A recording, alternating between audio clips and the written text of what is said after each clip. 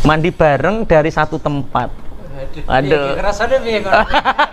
Anda sudah berpraktek berapa kali seperti ini? Waktu belum punya anak itu sering. Sekarang itu belum sempat. Jadi pengen.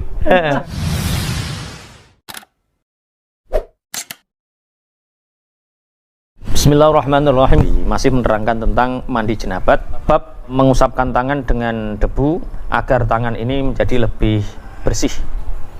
Kalau zaman dahulu itu turab, itu debu ya.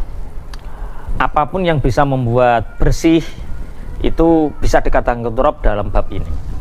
Jadi kalau sekarang yang paling membersihkan itu apa? Sabun. Berarti kalau jenabat itu pakai sabun, tidak harus pakai debu. Kalau ingin sunnah ya nggak apa-apa. Maksudnya ingin melakukan persis seperti Kanjeng Nabi pakai debu ya nggak apa-apa. Tapi kan hari ini yang paling mudah untuk bersih yaitu dengan menggunakan apa? Sabun. Ada satu hadis, sesungguhnya Rasulullah Muhammad SAW itu mandi jenabat. Mandi jenabat, kemudian Kanjeng Nabi membasuh farjinya dengan tangannya. Kemudian Kanjeng Nabi membersihkan tangannya ke tembok, ke haid, ke tembok. Artinya kalau sekarang yang paling mudah untuk membersihkan yaitu dengan apa? Sabun. Ya tidak harus dengan tembok. Tapi kalau ingin sunnah yuk, tapi temboknya gak belendong-belendong.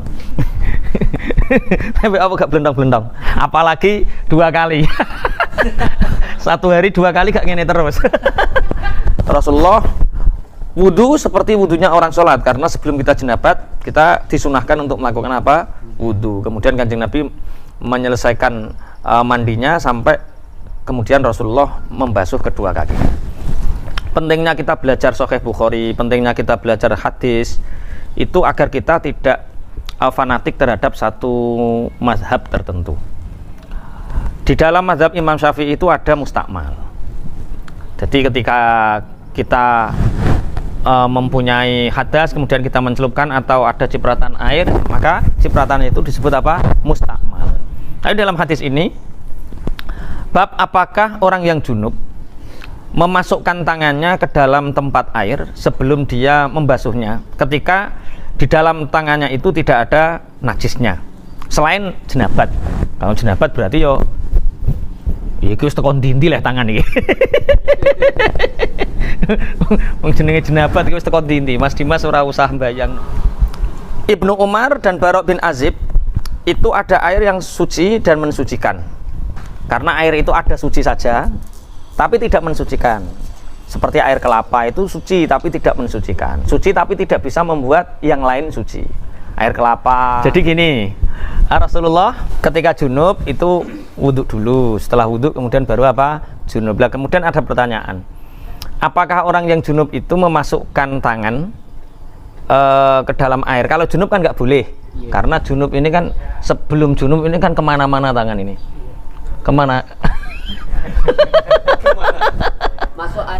Kalau selain junub memasukkan tangan ke wadah air kan boleh karena tidak ada kotoran selain junub. Berarti yang menyebabkan air itu mustakmal itu kan ya junupe kuwi, dzatiyah junupe. Masuk ning kene ora misalnya gaya ngene tok misalnya. Ora kemana-mana lah kan ya tetap statusnya apa? Junub. Gak ngono Mas Ahmad? Iya. Airnya mendatangi orang junubnya, bukan. Jadi gini, misalkan wudhu kan tidak junub. Ya seandainya itu ada air, yang air itu suci, tangan ini bersih, ya dicelupkan nggak apa-apa.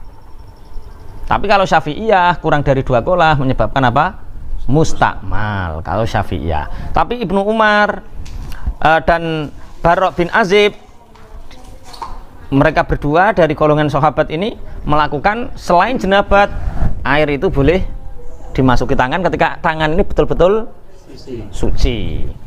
Ya, ketika ada kita melihat orang, ada keterangannya itu Ibnu Umar dan Barok bin Azib. Dawuh sapa Aisyah, kuntu ana sapa ingsun iku agdasil adus sapa ingsun analan ingsun wan nabiyyu ana ya ingsun wan nabi lan Kanjeng Nabi Muhammad sallallahu alaihi wasallam min inain saking wadah wahidin kang siji. Takhtalifu kang gantenan opo aidina piro-piro tangan ingsun fihi ing dalam ina. Inilah kemesraan Rasulullah dengan Sayyidah Aisyah. Ini Sayyidah Aisyah menceritakan bahwa aku Aisyah mandi bersama Rasulullah Shallallahu Alaihi Wasallam. Mandi bareng dari satu tempat. Aduh. Rasanya piye kok? Mas Bas kapan praktek?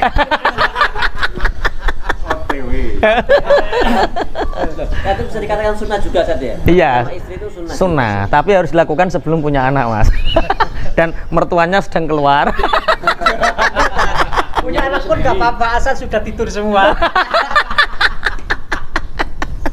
Ya, ini Rasulullah bersama Sayyidah Aisyah mandi di satu tempat. Tangan kita itu bergantian untuk memasukkan mengambil air dari tempat itu, bergantian. Jadi hukumnya sunnah mandi bareng sama istri. Karena ana sapa Rasulullah Shallallahu Alaihi Wasallam iku idza tasala nalikane atus sapa Kanjeng Nabi minal janabati sangking janabat wa salam mongko basuh sapa Kanjeng Nabi ya tahu ing tangane Kanjeng Nabi. Jadi Sayyidah Aisyah menceritakan, sopo kalau enggak Aisyah ya menceritakan, ketika Rasulullah mandi janabat itu Rasulullah membasuh tangannya. Jadi sebelum kita melakukan mandi janabat, alangkah lebih baiknya tangan ini betul-betul dibersihkan dahulu. Jadi Rasulullah diceritakan beliau mandi dengan istri-istrinya, tapi gantian dengan istrinya mandi bersama. Jadi dengan istri ini Kanjeng Nabi mandi bersama, dengan istri ini Kanjeng Nabi mandi bersama. Mungkin Mas Ahmad punya pandangan tentang Anda sudah berpraktek berapa kali seperti ini? Mungkin waktu belum punya anak itu sering. Sekarang itu belum sempat. Jadi pengen. Karena waktu saya mantan anyar kan, saya di Semarang. Terus Indah banget. Jangankan di kamar mandi, boncengan pun berdua. Saya yo. Tapi sampean yo niat nglakoni sunnah apa memang ngono? Gak delok hadise ta. Baru tahu ini. Yo baru tahu ini juga. Walaupun dulu sudah tahu, tapi kan nggak direview lagi. Babu tafrikil ghusli utawi kubab misahaken adus wal wudu ilan wudu. Wa yukarwan den turunaken Ali bin Umar apa ana ustune Ibnu Umar iku ghusala adus apa Ibnu Umar basuh qadamaihi ing dalamaan lorone Ibnu Umar ba'dama Jafa ing dalem sawise oleh garing apa wudune Ibnu Umar. Jadi bab menerangkan tentang memisahkan antara mandi dengan wudu. Hadatsana Muhammad ibnu Mahbub qala hadatsana Abdul Wahid qala hadatsana A'mas an Salim ibni Abil Jadi. Jadi dibedakan ya. Kalau Anas bin Malik itu sahabat. Kalau Malik bin Anas itu Imam Malik. Paham Mas Ahmad ya? Jadi kalau Malik bin Anas itu Imam Malik. Imam Malik mustahid madhab.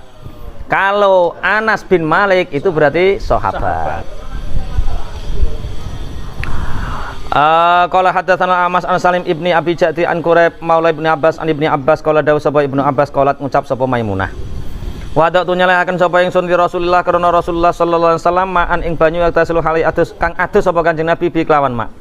Fa afraga mongko ngesokaken sapa Kanjeng Nabi ala yadai ing atase tangane Kanjeng Nabi, tangan kaliye Kanjeng Nabi fa ghasala.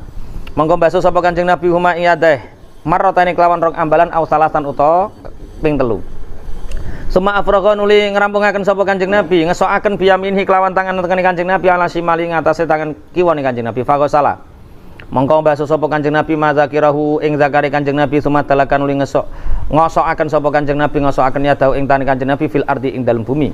Summa tamat madun li kekemu sapa Kanjeng Nabi wastang syakolan nyesep banyu ireng sapa Kanjeng Nabi summa ghasala. Ini basuh sapa Kanjeng Nabi wajahu ing wajah Kanjeng Nabi wajah wa yadai lan tangan loro Kanjeng Nabi wa ghasalalan basuh sapa Kanjeng Nabi rasahu ing sirah Kanjeng Nabi salatan kelawan ping 3. Summa afraga nuli ngesokaken sapa Kanjeng Nabi ala jasad Kanjeng Nabi summa tanaha nuli ngedos sapa Kanjeng Nabi mimangkomi saking panggonane Kanjeng Nabi fa ghasala mongko basuh sapa Kanjeng Nabi qadamahi ing dalamaan loro Kanjeng Nabi.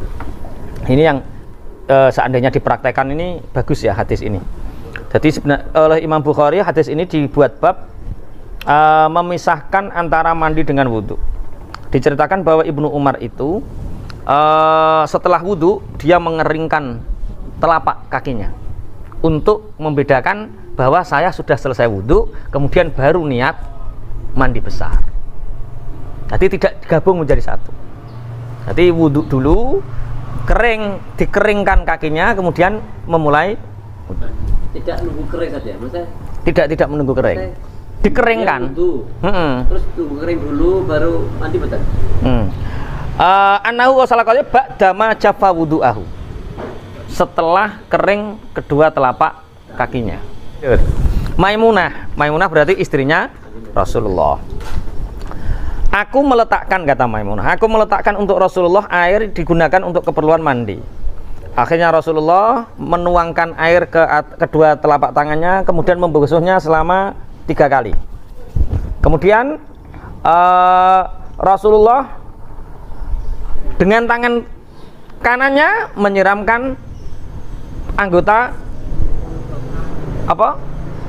Sebelah kiri. Kemudian iki ini loh, tangan kanan menuangkan air di tangan kiri membersihkan. Kemudian Rasulullah membasuh zakarnya. Kemudian dalku iku ngosoki, nek ngosoki di bumi, nek jere Covid ning tembok ngene lah.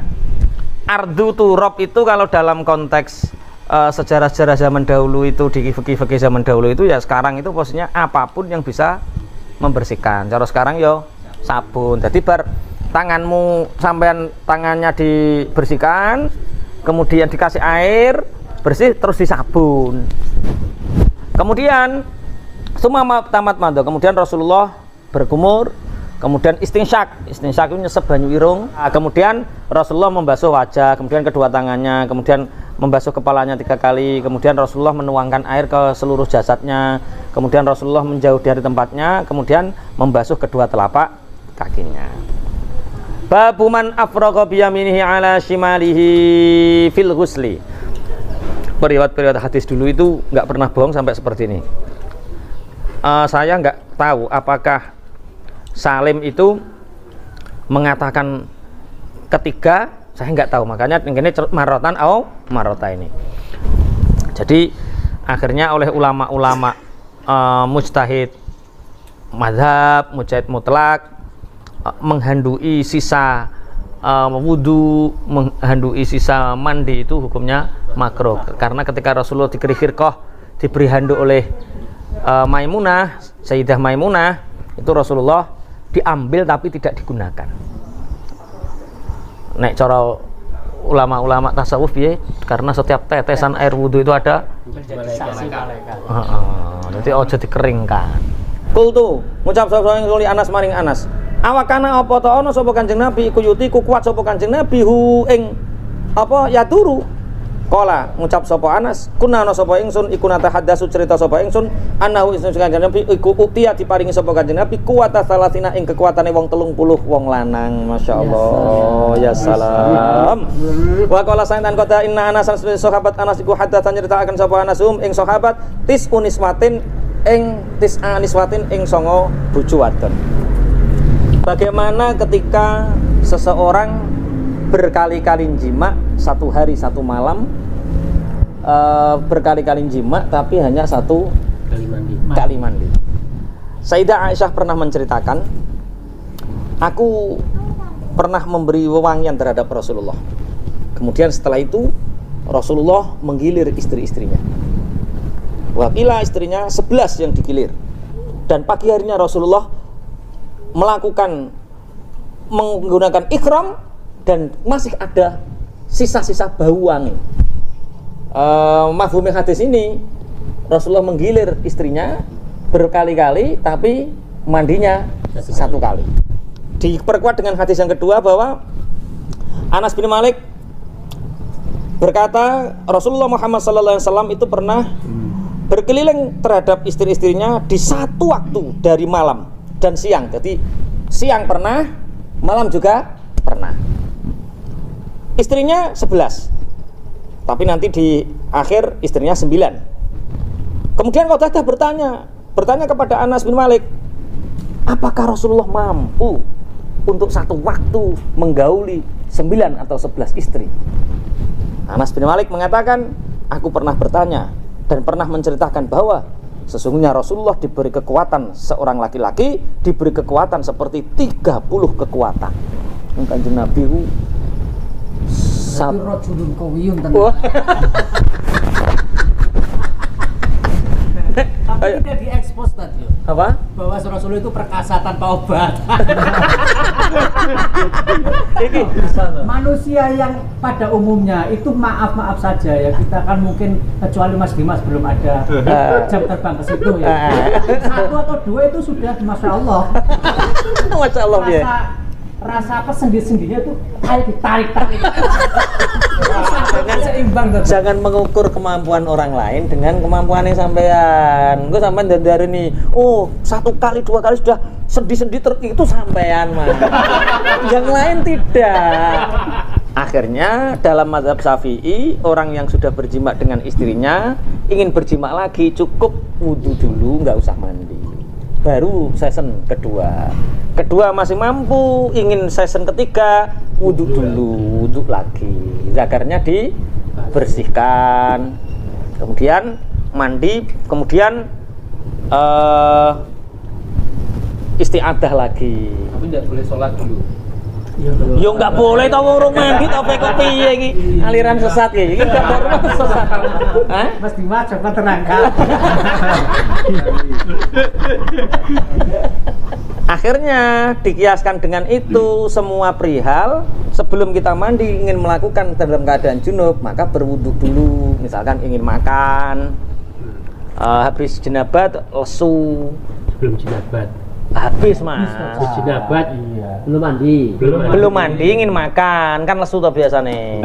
Nah, itu wudhu dulu baru makan. Itu sunnahnya seperti itu. Orang kok lap. Mas Ahmad biasanya langsung turu. Delok body ngene iki bareng turu ketok. Paling enak kayak ngono tuh.